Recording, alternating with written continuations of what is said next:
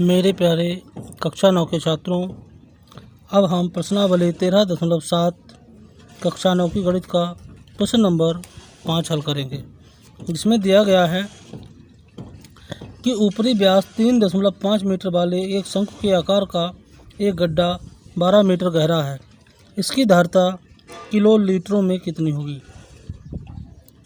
तो दिया गया हमें है कि ऊपरी व्यास 3.5 मीटर, यानी कि इस बार जो है वो गड्ढा खोदा गया है शंकु के आकार का।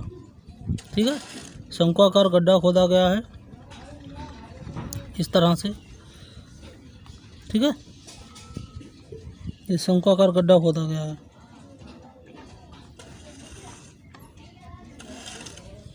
और इसका जो है ऊपरी व्यास, यानी ये व्यास यहाँ से यहाँ तक 3.5 मीटर वाला है।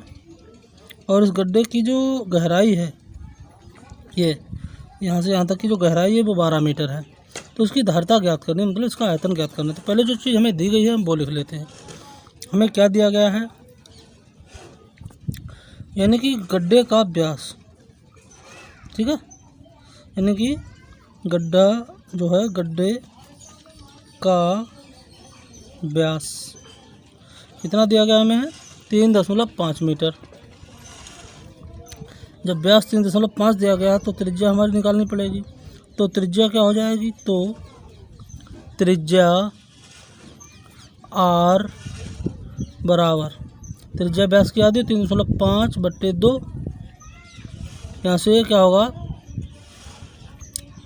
दशमलव हटेगा, यहाँ 0 बढ़ जाएगा। त्रिज्या व्यास की आधी होती है, 0 बढ़ जाएगा। अब इसको हम सरल करते हैं तो ये हो गया हमारा 35/20। तो इसको हम 5 से काट लेते, 5 7 35, 5 चक्कू 20। तो त्रिज्या हमारी क्या हो जाएगी, बराबर 7/4 मीटर। ठीक है, इतना हमने निकाल लिया। फिर क्या दिया हुआ है हमें, हमें दिया गया है गड्ढे की गहराई, यानी कि शंक्वाकार गड्ढे की गहराई। शंक्वाकार गड्ढे की गहराई कितनी दे रखी है, 12 मीटर ये दे रखी है। अब क्या होगा, पूछ रहा है इसमें धारिता, वो इसमें पूछ रहा है कि इसकी धारिता लीटरों में कितनी होगी। ठीक है, चलिए तो हम लिखेंगे शंक्वाकार गड्ढे की धारिता, यानी कि धारिता का मतलब है इसका आयतन। और शंक्वाकार गड्ढा, इसका मतलब हमें शंकु का आयतन निकालना पड़ेगा। शंकु का आयतन क्या होता है, 1/3 पाई r स्क्वायर h। अब इसमें मान को रख देते हैं, तो बराबर 1/3 गुणे पाई का मान 22/7 गुणे r हमारा दिया गया है 7/4, इसका स्क्वायर है, इसका स्क्वायर मतलब 2 बार गुणा होगी। और h हमारा दे रखा है 12। देखिए 7 से 7 कैंसिल, 4 3 12, 3 से 3 कैंसिल, 2 दूनी 4, 2 एकम 2, 2 एकम 2। अब ये हो गया हमारा बराबर है ऊपर 11 गुणे 7/2 बचा। ठीक है, 11 7 77/2। जब इसको हम भाग करेंगे तो 2 3 6, 1 2 8 16, 0.1 2 5 10, इतनी बार कट जाएगा। तो हो जाएगा हमारा 38.5 घन मीटर। ठीक है, तो हम कह सकते हैं, चूँकि हमें पता होता है कि 1 घन मीटर बराबर 1 किलोलीटर। ठीक है, तो धारिता भी हमारी वही रहेगी, 38.5 किलो लीटर। ठीक है, यही हमारा राइट आंसर हो जाएगा। चलिए अब देखते हैं प्रश्नावली 13.7 का प्रश्न नंबर 6, जिसमें दिया गया है एक लंबवृत्तीय शंकु का आयतन 9856 यानी 9856 सेंटीमीटर है। इसके आधार का व्यास 28 सेंटीमीटर है। तो ज्ञात कीजिए शंकु की ऊंचाई।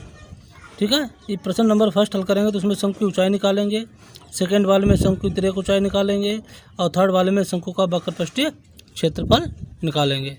चलिए देखते हैं। तो पहले हम निकालते हैं शंकु की ऊंचाई। तो हम क्या करेंगे, हल करेंगे जब, तो हम लिखेंगे माना शंकु की ऊंचाई बराबर h सेंटीमीटर। ठीक है, शंकु की ऊंचाई हो जाएगी 1 सेंटीमीटर। और क्या दिया गया है, शंकु का व्यास, शंकु का व्यास कितना दिया गया हमें, 28 सेंटीमीटर। तो त्रिज्या निकाल लेते हैं इससे। तो त्रिज्या r बराबर 28/2 यानी आधी हो जाएगी। अब क्या करेंगे, 28/2 हो जाएगी। तो ये हो जाएगी 2 14 में 28, यानी कि त्रिज्या r बराबर हमारी हो जाएगी 14 सेंटीमीटर। ठीक है, त्रिज्या 14 सेंटीमीटर हो गई। अब देखिए, तो हमें दे रखा है उसने शंकु का आयतन। तो शंकु का आयतन दे रखा है, ये शंकु का आयतन बराबर कितना दे रखा था उन्होंने, 9856 सेंटीमीटर। ये तो दे रखा था। ठीक है, शंकु का आयतन दे रखा था उन्होंने 56 सेंटीमीटर। अब इसमें क्या करना है हमें, यहाँ पे शंकु के आयतन का फार्मूला रख देंगे, क्योंकि हमें पता होता है शंकु के आयतन का फार्मूला। तो हम क्या लिखेंगे, यहाँ पे शंकु का आयतन होता है 1/3 πr² h बराबर 9856 सेंटीमीटर। ठीक है, ये हो जाएगा। यहाँ पे इसका मान रख देंगे तो हो जाएगा 1/3, पाई का मान यहाँ पे लिख देंगे 22/7। r त्रिज्या हमने निकाल लिया, तो 14 का स्क्वायर मतलब 2 बार गुणा, और हमें निकालना है h, तो इसके बराबर रख देंगे 9856। ये हमारा आयतन दिया हुआ है। यानी जो दिया हो उसी के बराबर में वही फार्मूला रख दें, तो जो भी चीज़ कम होगी वो ऑटोमेटिक निकल आएगी। अब देखिए, अब इसमें हम क्या कर सकते हैं, इसको काट सकते हैं। देखिए 7 दूनी 14, ये कट जाएगा। तो क्या बचा इधर, 1/3 गुणे 22 गुणे 2 गुणे 14 गुणे h बराबर 9856। हम लिख सकते हैं कि h यहाँ h इधर ही रहने दीजिए, बराबर इसके बराबर में हम उधर ले जाते हैं। इधर देखिए 22 गुणे में 2 गुणे में 14 गुणे में, ये चले जाएंगे हमारे भाग में। 22 गुणे 2 गुणे 14 इधर भाग में, ये इधर गुणे में है 100 पर इसके, तो ये चले जाएंगे भाग में। और जो हमारा भाग में दिया है वो चला जाएगा ऊपर गुणे में। ठीक है, जब इसको हम हल करेंगे तो देखिए, चाहे पहले 2 से कर लीजिए, 2 चक्कू 8, 2 नेम 18, 2 दूनी 4, 2 अट्ठे 16। अब देखिए 11 से भी इसको काट सकते हैं, 11 दूनी 22 और 11 चक्कू 44 बचे 5, 11 चक्कू 44 और 8 11 अट्ठे 88। ठीक है, कट जाएगा हमारा। अब 2 से काट सकते, 2 दूनी 4, 2 दूनी 4, 2 चक्कू 8, ये कट गया। अब इधर बचा है हमारा 224, नीचे 14, तो इसको हम लिख लेते हैं थोड़ा, 24 गुणे 3/14, 14 से फिर इसको काट लेते हैं। 14 एकम 14 और 8 22 होते हैं, 4 छंग 84। ठीक है, तो उधर ऊपर क्या बचा, 16 और 3 16 3 48 बराबर हमारा हो जाएगा ये 48। ठीक है, सेंटीमीटर, 48 सेंटीमीटर हो गया। अब हमारा क्या हो जाएगा, तो हम निकाल सकते हैं कि अतः शंकु की ऊंचाई बराबर 48 सेंटीमीटर। ठीक है, ये हमारा राइट आंसर हो जाएगा। ठीक है, सेकेंड कह रहा है कि शंकु की तिर्यक ऊंचाई ज्ञात कीजिए। क्या निकालना है, शंकु की तिर्यक ऊंचाई। चलिए तिर्यक ऊंचाई निकालते हैं। तो देखिए, अब शंकु की तिर्यक ऊंचाई निकालनी है तो हम क्या करेंगे, सेकंड नंबर में तो हम करेंगे माना शंकु की तिर्यक ऊंचाई माना शंकु की तिर्यक ऊंचाई बराबर एल सेंटीमीटर है। ठीक है, तिर्यक ऊंचाई को एल सेंटीमीटर मान लेंगे हम।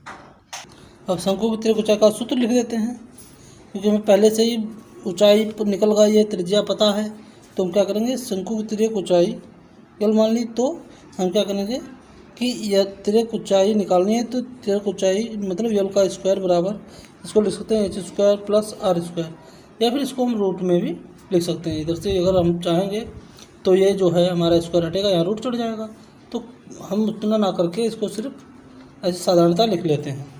तो एच हमारा कितना दिया, ऊंचाई हमारी दी थी 14, ठीक है, और वो एच हमारी दी थी 48, और इसका हो जाएगा स्क्वायर प्लस आर, त्रिज्या हमारी दे रखी थी उन्होंने 14 सेंटीमीटर, हमने निकाल के रखी थी, तो 14 का स्क्वायर हो जाएगा। अब देखिए ये एल स्क्वायर बराबर हम जब 48 का वर्ग करेंगे तो 48 का वर्ग हमारा हो जाएगा 2304 प्लस 14 का वर्ग हो जाएगा 196। ठीक है, अब जिधर से स्क्वायर हटेगा तो एल बराबर इसका पूरा रूट हो जाएगा 2304 प्लस 196, इसको ऐड कर लेते हैं। ऐड करने पर ये हमारा हो जाएगा 2500। ठीक है, 6 10 का 0 और 9 1 10 का 0 और 3 और 1 4 1 5 हासिल का 1 5 और 2। ठीक है, तो 2500, तो एल बराबर 2500 का वर्गमूल कितना होता है हमारा 50, तो एल मतलब 50 निकल आएगी। एल जब 50 निकल आएगी ये हो जाएगी हमारी सेंटीमीटर में। तो हम लिख सकते हैं अतः शंकु की तिर्यक ऊंचाई जो है वो 50 सेंटीमीटर है, इसको हम आराम से लिख सकते हैं। अब देखते हैं अगला। इसके बाद तीसरे थर्ड नंबर पर दे रखा है कि शंकु का वक्रपृष्ठीय क्षेत्रफल ज्ञात कीजिए। अब हमें शंकु का वक्रपृष्ठीय क्षेत्रफल ज्ञात करना है। हमें तिर्यक ऊंचाई भी पता चल गई है, और ऊंचाई तो पता है, और हमें त्रिज्या भी पहले से ही मालूम है। चलिए निकालते हैं शंकु का वक्रपृष्ठीय क्षेत्रफल। देखिए, अब शंकु का वक्र निकालने के लिए हमें पता है कि शंकु की त्रिज्या आर बराबर हमें पता है 14 सेंटीमीटर। ठीक है, और तिर्यक ऊंचाई भी हमें पता निकल गई, तो शंकु की तिर्यक ऊंचाई एल बराबर 50 सेंटीमीटर निकल के आई थी हमारी। ठीक है, अब शंकु का हमें निकालना है वक्रपृष्ठ, तो लिखेंगे शंकु का वक्र पृष्ठ बराबर क्या होता है पाई आर एल। तो पाई का मान रख देंगे 22/7, आर हमें पता है 14, एल हमें पता है 50। ठीक है, इसको काट लेते हैं, 7 दूनी 14। अब देखिए इसको सरल करते, 50 दूना 100 और 22 को गुणा करेंगे तो हो जाएगा 100 2200। ठीक है, वर्ग सेंटीमीटर, ये हमारा राइट आंसर हो जाएगा। अगर आपको वीडियो पसंद आया तो आप चैनल को सब्सक्राइब कीजिए, अपने दोस्तों तक भेजिए, और ज़्यादा से ज़्यादा शेयर करने से आपके मित्रों तक पहुंचेगा, उससे आपको फ़ायदा मिलेगा। अगर आपको किसी प्रकार की कोई कमी या किसी प्रकार की कोई गलती त्रुटि प्रतीत होती है तो आप हमें कमेंट अवश्य करें। Thank you.